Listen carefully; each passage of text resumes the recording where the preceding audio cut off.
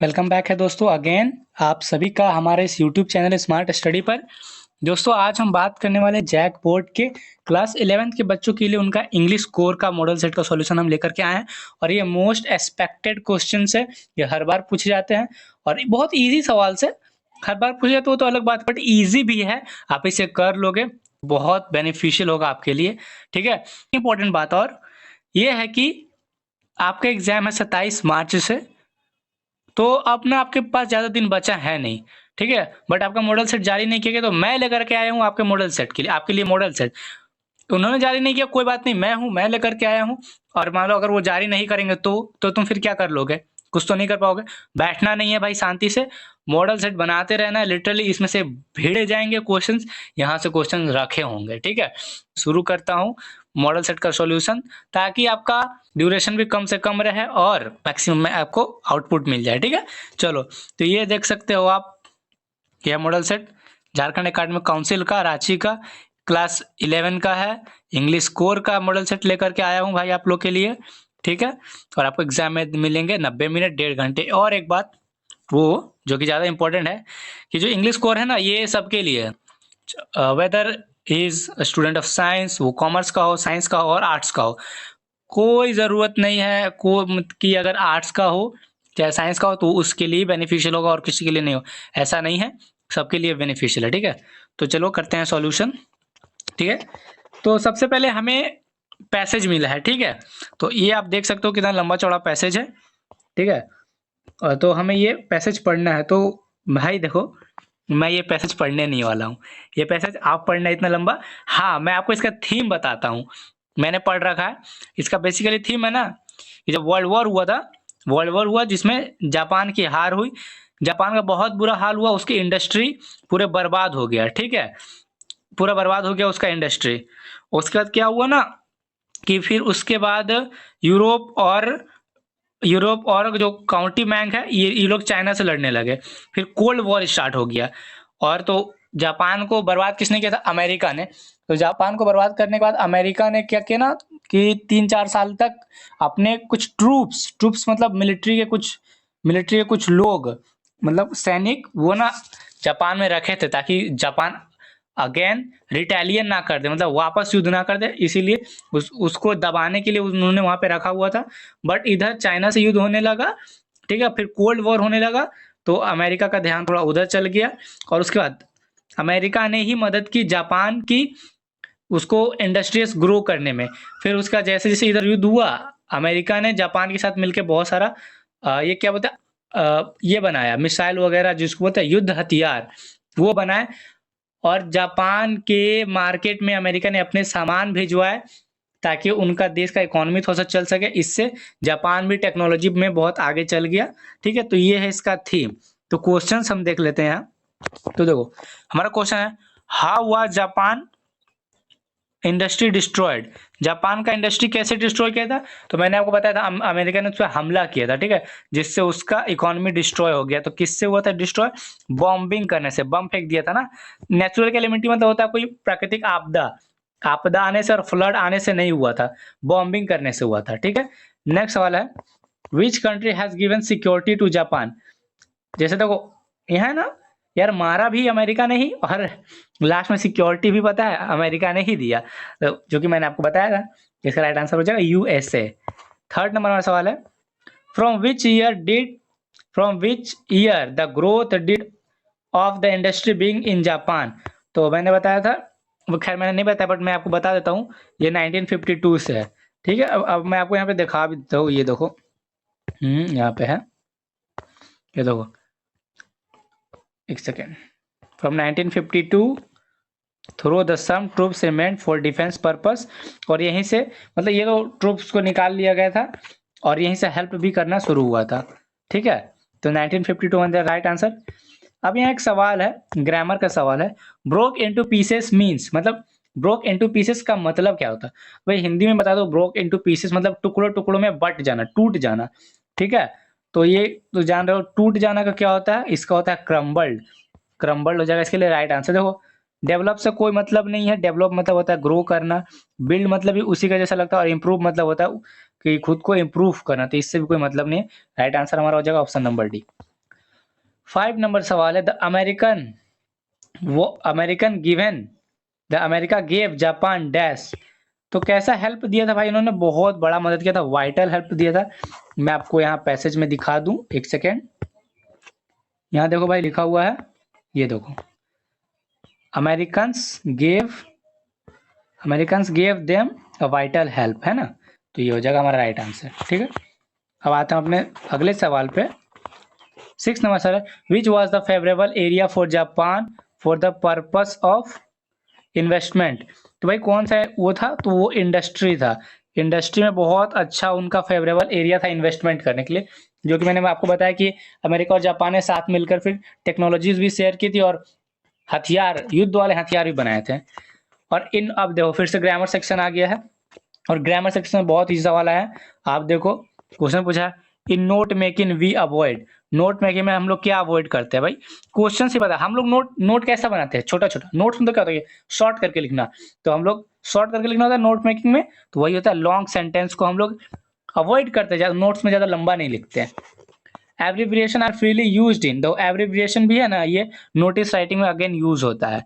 ठीक है, इसका राइट आंसर हो जाएगा समरी डज नॉट एग्जिस्ट। अगर आप समरी लिखते हो तो आपको पता होगा कि जो समरी है वो 1/3 से ज्यादा एक्सीड नहीं करना चाहिए। 10th नंबर अब हमारा सवाल है, छोटा हो गया सॉरी। हाँ, अब देखो समरी कंटेंट्स। तो जानते हो समरी, निचोड़ समरी होता है, मतलब पूरा एक कोई भी अगर कहानी तो उसका मेन आइडिया, उसमें बेसिकली थीम क्या था वो कंटेन करता है समरी। आप अपने बुक के एंड में भी देखोगे तो इसका राइट आंसर हो जाएगा मेन आइडिया। अब देखो फिल इन द ब्लैंक्स आ गया, ये ग्रामर सेक्शन का है। देखो क्वेश्चन है, many teachers complain about their students. ठीक है, तो दियर स्टूडेंट इसका मतलब है many teachers complain about their student. बहुत सारे जो टीचर है, प्लूरल हो गया, वो कंप्लेन करते हैं अपने विद्यार्थियों के बारे में डैश डेज। तो कब करते, देखो भाई दैट मतलब वह, तो वह दिनों, ऐसा नहीं होता दोस्त वे दिनों। भाई करते हैं तो इन दिनों करते हैं ना, ये करते थे अगर ऐसे बोले कि बहुत सारे टीचर अपने स्टूडेंट्स के बारे में कंप्लेन करते थे, तब हो जाता दोज। बट ये प्रेजेंट में है इसलिए यहाँ हो जाएगा दीज। और अगर आप इसका हिंदी में मतलब जानोगे तो इसका हो जाएगा many teachers complain about their students these days. मतलब बहुत सारे जो टीचर्स है अपने स्टूडेंट के बारे में कंप्लेन करते हैं इन दिनों। इन दिनों बहुत सारे जो टीचर है अपने स्टूडेंट्स के बारे में कंप्लेन करते हैं। ठीक है, चलो नेक्स्ट है, अभी तो वॉइस आ गया। ठीक है, तो हमारा क्वेश्चन है, the passive voice of Rani writes a letter. Rani writes a letter का पैसिव हो जाएगा, ये एक्टिव वॉइस में दिया है, इसे हमें पैसिव वॉइस में बनाना है। तो रानी राइट्स अ लेटर का हो जाएगा, a letter is written by Rani. तो वो देख लो भाई कहाँ है, अ लेटर, तो प्रेजेंट में है ना, राइट से प्रेजेंट में है, तो a letter is written by Rani, that is option number A में हमें दिख रहा है। ये देखो ऑप्शन नंबर ए में a letter is written by Rani. ठीक है, आप बी मत मार देना गलती से, वो पास्ट में चला जाएगा। अब देखो अब ये पैसिव में दिया, अब हमें एक्टिव में बनाना है। क्वेश्चन है, the active voice of a book is being read by me. मतलब एक जो किताब है वो मेरे द्वारा पढ़ा जा रहा है, ये पैसिव में है, हमें इसे एक्टिव में बताना है। तो आप एक बात जानो, ये ना पहली बात प्रेजेंट में है तो इज वाला होगा, तो वॉज वाला तुम ऐसे ही काट दो, ये वॉज वाला ऐसे ही कट जाएगा। ठीक है, ठीक है, पास्ट में तो हैड भी हो गया, पास्ट में ये कट गया, वर भी हो गया, पास्ट में ये भी कट गया, जो बचा हमारा राइट आंसर हो जाएगा I am reading a book. मतलब मैं बता दे रहा हूँ I am reading a book ही होगा, बट अगर आपको नहीं आएगा तो आप इस तरीके से इसे एलिमिनेट कर सकते हैं, एलिमिनेशन मेथड आप लगा सकते हैं। राइट आंसर हो जाएगा I am reading a book. 11th-12th का ना इतना इजी पूछता है इंग्लिश ग्रामर का, अगर आपको नहीं भी आ रही है तो आप एलिमिनेशन मेथड लगा दो, हो जाएगा। अब यहाँ दो, यहाँ भी मैं आपको बताता हूँ यार, ध्यान से देखना, मैं सही बताऊंगा, कोई गलत नहीं बताने वाला हूँ। इसमें बहुत सारे, इसीलिए ये मैंने बात बोला क्योंकि बहुत सारे बच्चे, बहुत सारे टीचर्स तक इसमें गलती कर रहे हैं। क्वेश्चन है, mister Jamuna Prasad dash a walking stick when he steps out. अब मैं आपको एक बात बताऊँ ना, इसमें जो है ना कैरिंग, ये सबसे वाहियात ऑप्शन है, ये होगा नहीं। ठीक है, इसका राइट आंसर जो ऑप्शन नंबर 1 कैसे मैं बताता हूँ।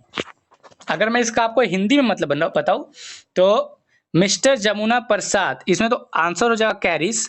ठीक है, अगर आप यहाँ लिखोगे कैरिस तो mister Jamuna Prasad carries a walking stick when he steps out. मतलब जो मिस्टर जमुना प्रसाद है एक वॉकिंग स्टिक अपने साथ कैरी करते हैं, मतलब लेकर के चलते हैं व्हेन ही स्टेप्स आउट, जब वो घर से निकलते हैं। तो बिल्कुल एकदम परफेक्ट मीनिंग आ रहा, मिस्टर जमुना प्रसाद जब घर से निकलते हैं तो अपने साथ एक वॉकिंग स्टिक लेकर चलते हैं। बट अगर आप ऑप्शन नंबर बी मार दोगे तो इसका मतलब पता है क्या हो जाएगा? अगर आप ऑप्शन नंबर अगर ये मारोगे बी में, तो मिस्टर जमुना प्रसाद कैरिंग, ठीक है, मतलब मिस्टर जमुना प्रसाद कैरी कर रहे हैं व्हेन ही स्टेप्स आउट, जब वो निकलते हैं। अरे ये क्या हो जाएगा? जब वो निकलते हैं तो कैरी कर रहे हैं, ऐसे थोड़ी बोलते हैं हम लोग बोलते हैं कि वो जब चलते हैं तो लेकर चलते हैं। ठीक है, तो ये होगा right answer option number A. Option number B नहीं होगा। ठीक है, इसमें मैंने देखा बहुत को डाउट है इसमें, इसीलिए मैंने इसे एक्सप्लेन किया अच्छे से। चलो अब यहाँ है 15 नंबर सवाल। Ravi is not at home, he dash out playing football. ये आप जान, ये बहुत आसान है। देखो प्लेइंग आ गया यहाँ पे, तो जाहिर सा बात है कि कोई कॉन्टिन्यूअस ही होगा। एक सेकेंड, यहाँ पे प्लेइंग आ गया तो कॉन्टिन्यूअस ही होगा, और यहाँ देखो इज आ गया, मतलब ये प्रेजेंट कॉन्टिन्यूअस होगा। तो वही हो जाएगा आंसर ऑप्शन नंबर ए। देखो इसका ऑप्शन है Ravi is not at home, he is playing football. ठीक है, मैंने एक्सप्लेन करके बताया है, आशा करता हूँ आपको समझ में आएगा। अब यहाँ देखो, कैन यू हेल्प मी, क्या आप मेरी मदद कर सकते हैं? आई के साथ क्या लगता है भाई? डू। आई के साथ लगता है डू, तो do not, I do not, तो अब हो जाएगा पूरा can you help me, I do not have money. ये एकदम बिल्कुल सही है। देखो आई के साथ डज नहीं लगता है, इसलिए ये कट जाएगा। आई के साथ हैज नॉट लगता है, बट यहाँ उसका कोई, सॉरी आई के साथ तो हैव लगता है, तो हैज भी कट जाएगा, हैज कट जाएगा, डज कट जाएगा, और अभी हैव नॉट नहीं लगा सकते, इसीलिए हैव नॉट भी नहीं आएगा, इसलिए सिर्फ आएगा do not, A option. 17 number सवाल है। देखो यार क्या ही मतलब इन्होंने दे दिया है, मतलब एन पोटैटो कुछ होता है क्या? ए पोटैटो होता है। ए potato is a vegetable not a fruit, so that's why right answer is option number ए। ठीक है, नेक्स्ट सवाल हमारा 18 नंबर सवाल है। The black cow. अब ये और आसान है, यहाँ देखो मैं आपको बता दूं, अगर आपको नहीं भी आएगा आप ऑप्शन से इसे कर लेके जाओगे, अगर आपके पास थोड़ा सा भी अकल होगा। देखो मैं बता दूं, द ब्लैक काउ, तो ब्लैक का हो गया सिंगुलर, तो वो वर तो आएगा नहीं, आएगा वॉज। ठीक है, मतलब कोई भी, या इज एम आर वॉज, कोई सिंगुलर ही आएगा।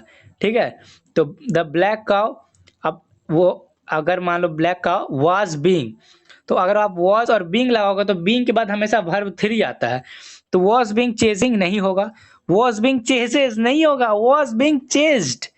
ठीक है, क्रेज्ड, हाँ हाँ चेज्ड। ठीक है, तो इसका राइट आंसर हो जाएगा option number C, a black cow was being chased by the white house। ठीक है, देखो कितना इजी सवाल है।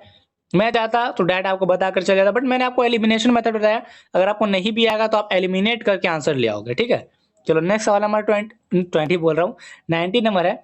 I was given a prize by the head, मतलब मुझे हेड के द्वारा एक प्राइज दिया गया। बिल्कुल कोई गलती नहीं है, आई है, आई के साथ सिंगुलर वॉज लगा हुआ है, फिर गिवन लगा हुआ है, फिर प्राइज है, पैसिव वॉइस में है, इसलिए no error no correction, right answer. Sita will come when, अब अगेन देखो ये क्वेश्चन भी बहुतों ने गलत बनाया है, मैं आपको बताता हूँ। इसका जो राइट आंसर होगा ना, Sita will come when she finishes work, तो व्हेन शी फिनिश नहीं, व्हेन शी फिनिशेस। ठीक है, बहुत ने ऑप्शन नंबर ए लगाया था, बट मैं आपको बता दूं ऑप्शन नंबर ए गलत है, क्यों बता दो, ये है कंडीशनल सेंटेंस। ठीक है, सीता विल कम बिल्कुल सही है, व्हेन शी, अब सी है सिंगुलर, तो सिंगुलर के साथ आप वर्ब भी तो लगाओगे सिंगुलर, इसलिए व्हेन सी फिनिशेस हो जाएगा right answer, when she finish नहीं होगा। ठीक है, तो आप इसका ध्यान रखेंगे। 21 नंबर अब हमारा सवाल आ गया, ये देखो ये आया है भाई पारा जंबल। ठीक है, ये आ गया है पारा जंबल। देखो मैं इसे आपको सिखाता हूँ, ये तो देखो कोई भी आएगा आपको ये बता देगा कि ऐसे होगा ऐसे होगा ऐसे होगा, मैं उसे नहीं बताने वाला हूँ। मैं आपको बताता हूँ एलिमिनेशन मेथड। अब अगर तुम पूरा भोंदू ही हो गए ना भाई, बस थोड़ा सा भी तुझे अगर अंग्रेजी आती होगी तो सही करके जाएगा। ठीक है, चलो मैं तुम्हें बताता हूँ। ठीक है, देखो पहली बात है, ये 4 सेंटेंस है, और हमें इस चारों में से कौन सा पहले आएगा, पी पहले आएगा, क्यू पहले आएगा, आर पहले आएगा, कौन पहले आएगा, हमें ये बताना है। ठीक है, तो भाई तुम तो जान रहे हो ना, लेमन इज ए, तो जो शुरुआत होगा लेमन इज ए से ही होगा। क्यू से फॉर एनीवन, आर से यूजफुल टू एनीवन, एस से शुरुआत नहीं हो सकता। तो आप ये जानो किससे शुरुआत नहीं हो सकता, एस से शुरुआत नहीं हो सकता, तो एस वाले को काट दो, एस वाले को काट दिया, एस वाले को हमने काट दिया, हो गया ना भाई आसान। अब दो ही है, अब या तो ए होगा या तो सी होगा, तो आप जान रहे हो ना। अब उसके बाद आप पेयर ढूंढ लो, तो लेमन इज ए, जो नींबू है क्या, तो lemon is a useful tonic. आप देखोगे lemon is a useful tonic होगा, ठीक है। ऐसे करोगे तो ये बैठ भी रहा। अब भाई अगर मान लो आप पी के बाद क्यू लगा दो, lemon is a for anyone, ऐसे तो हो नहीं सकता। Lemon is a useful tonic, तो पी के साथ देख लो आर आएगा, जिसमें पी के साथ आर आएगा वही होगा राइट आंसर। इसमें पी के साथ आर नहीं आ रहा, राइट आंसर हो जाएगा हमारा ऑप्शन नंबर सी। देखो एक सेकेंड, ये राइट आंसर हो जाएगा हमारा ऑप्शन नंबर सी। तो मिला भी लो, पी के बाद आर है, फिर क्यू है, फिर एस है, तो पी पहले लेमन इज है, फिर आर यूजफुल टॉनिक, फिर Q for anyone with cardiac problem. मतलब जो नींबू है बहुत यूजफुल टॉनिक है जिनको दिल का बीमारी है, तो ये हो जाएगा हमारा राइट आंसर। चलो अब चलता हूँ 22 नंबर क्वेश्चन पे। अगेन मैं इसको उसी तरीके से बताऊंगा, आपको एलिमिनेट करके दिखाऊंगा, ठीक है। देखो एलिमिनेट करके काट काट के अपने आप हो जाएगा। देखो आप एस से सेंटेंस शुरू नहीं हो सकता, चेकिंग द, क्या चेकिंग द होगा, इट इज, हाँ पी से शुरू हो सकता है, तो एस वाले को काट दो, एस वाला कट गया। अब पी पी पी बचा है, तो इट इज, इट इज क्या, इट इज के साथ it is progression of infection, ये नहीं हो सकता। इट इज गुड फॉर, तो पी के साथ आर आएगा, तो आप पी के साथ आर देख लो, जहां है पी के साथ आर नहीं है, पी के साथ आर नहीं है, एक ही ऑप्शन में पी के साथ आर है, वो हमारा जाएगा आंसर, तो option number B, P R S Q. अब आप मैच करके भी देख लो, अच्छा बैठेगा। पी के बाद आर, तो it is R good for, S progression of infection, check, sorry it is good for, S है, फिर checking the progression of infection, हाँ बिल्कुल ऐसा ही जा रहा है। अब चलता हूँ 23 नंबर सवाल पे, वीडियो लंबा हो गया भाई। 23 नंबर हमारा सवाल है, the portrait of the lady is written by, the portrait of the lady is किससे लिखा गया है, तो ये लिखा गया है भाई हमारा खुशवंत सिंह के द्वारा। तो 23 का अभी आपका बुक से क्वेश्चन है, तो आप इसमें कुछ कर नहीं सकते, आपको याद रखना होगा, A number is right answer.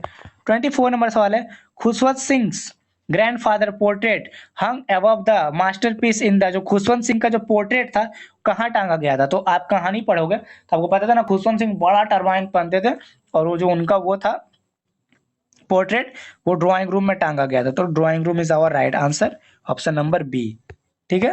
25 number सवाल है, Khushwant Singh grandfather was an old man who used to wear, अभी मैंने आपको बताया हु यूज्ड टू वियर, वो क्या पहना करते थे, तो पहना करते थे बिग टरबाइन, बड़ी पगड़ी।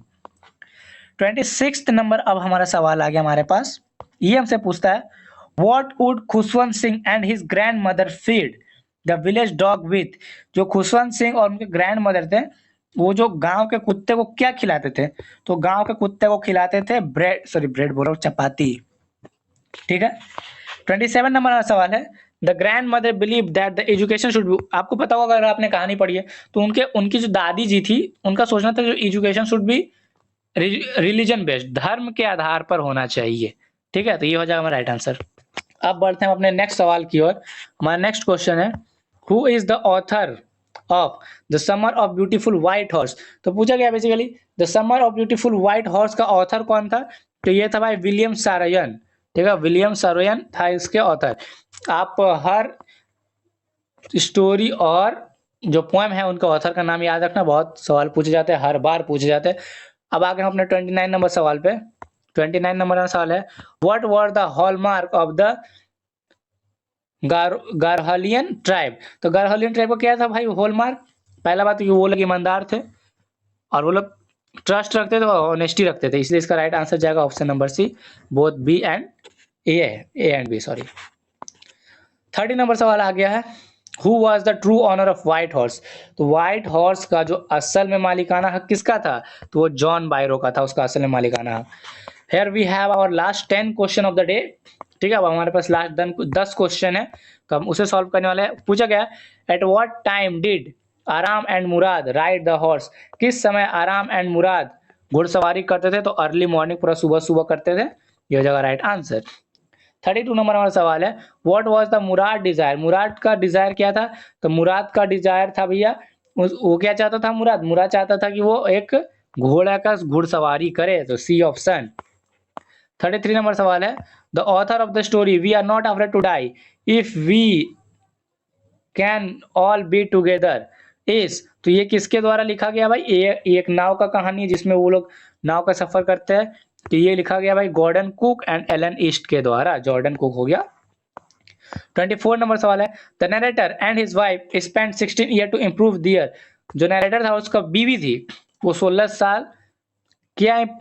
साल क्या सीखे, किस पर उन्होंने काम किया? तो भाई सीफरिंग स्किल्स, मतलब जब नाव में वो बैठते हैं तो कैसे सरवाइव किया जाता है नाव में, उसे कहते हैं सीफरिंग स्किल्स। 35 नंबर हमारा सवाल है, 200 years ago round world voyage made by. 200 साल पहले विश्व को जीतने के लिए मीन्स बाय शिप, घूमने के लिए कौन गया था? तो भाई वो गया था captain James cook, sorry. 36 number हमारा सवाल है, what was the name of authors boat. Author का बोट का नाम क्या था? तो वो था वेव वॉकर। ठीक है, ये था राइट आंसर। ये तो भाई देखो आपको कहानी पढ़नी पड़ेगी तभी समझ में आएगा। 37 नंबर सवाल है, the length of the wave walker was 23 metre. Length जो था वो जहाज का, वेव वॉकर जहाज का नाम था, उसका 23 मीटर लंबाई था। 38 नंबर सवाल, the who is the poet of the poem the voice of rain. The voice of rain का पोएट बोलो, द वॉइस ऑफ रेन का ये जो पोएट कौन था? द वॉइस ऑफ रेन का पोएट था भाई वॉल्ट विलियम। ठीक है, वॉल्ट विलियम। 39 नंबर सवाल है, what is the meaning of phrasal verb poem of earth. तो पोएम ऑफ अर्थ का क्या फ्रेजल मीनिंग है? Actually the poem of earth का जो फ्रेजल मीनिंग है ये है, एक सेकेंड, ये the rain gives the same pleasure to the earth as the poem gives to human. मतलब कि जो वर्षा है वह धरती को प्लीजर देती है, आनंदित करती है, as a poem gives to human, जैसे कि कोई सुंदर कविता आदमी को आनंदित करती है, वैसे ही जो वर्षा है वो धरती को आनंदित करती है। Here we have our last question of the day, 14 number question है हमारा, what was the strange to tell in the poem the voice of rain। वो ऐसा क्या चीज था अजीब जो वॉइस ऑफ रेन में बताया गया है? तो वो ऐसा था ना कि जब पानी पड़ता था तो पोएट को लगता था ना कि वो उसके क्वेश्चंस का आंसर दे रहा है, तो the rain reply to the poet questions. ठीक है, तो ये थे भाई आपके 40 के 40 सवाल। मैंने बहुत अच्छे से एक्सप्लेन किया है और एक्सप्लेन करने की कोशिश की है। और हाँ, पैराजंबल का आप बिल्कुल वो जो मेथड है, क्या बोलते हैं इसे, एलिमिनेशन मेथड, आप उसे हमेशा लगाना। उससे आपका हर एक सवाल बिना आपके ग्रामेटिकल नॉलेज के भी हो जाएगा, थोड़ा तो होना ही चाहिए। अब मैं चाहता हूँ आपसे अलविदा, और जाने से पहले मेरी एक रिक्वेस्ट रहेगी आपसे, अगर आप चैनल पर पहली बार आए हैं भाई मेरे, तो आप चैनल को जरूर सब्सक्राइब करके जाए, क्योंकि आप सब्सक्राइब करोगे आपको हर एक नोटिफिकेशन मिलेगी, हर एक मॉडल सॉल्यूशन मिलेगा इसी तरीके से और बेहतर कर कर। ठीक है, और आपके सब्सक्राइब करने से मुझे इसे मोटिवेशन मिलती है।